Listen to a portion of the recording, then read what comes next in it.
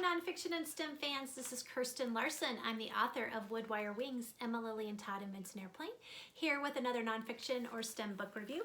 And today I am reading Peter Wohleben's Can You Hear the Trees Talking? And I hope I am saying his last name correctly. Discovering the Hidden Life of the Forest.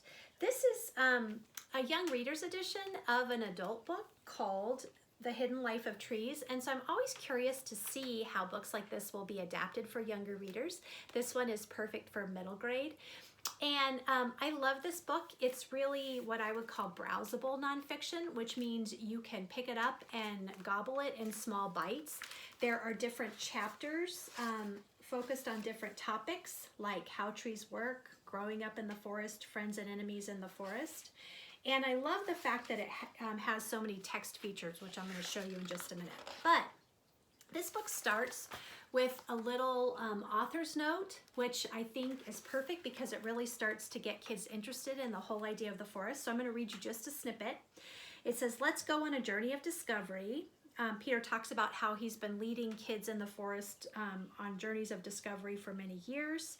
And he says, "I always find it boring to simply explain the differences between the trees. Isn't it much more exciting to bite into them and taste the difference? Or how about exploring the forest internet? There really is such a thing, and the trees use it to exchange news. Not only that, but they live in families, help each other out, and can even count. That sounds like a fairy tale, but it's true." So this is really encouraging kids to be hands-on with trees and to take a little hands-on journey of discovery. And I love how he builds reader interest from the very first page. So chapter 1 is how trees work. And he says a tree has a huge body, and just like yours, that body is made up of many different parts. It has structures that are similar to your skeleton, blood vessels, and skin.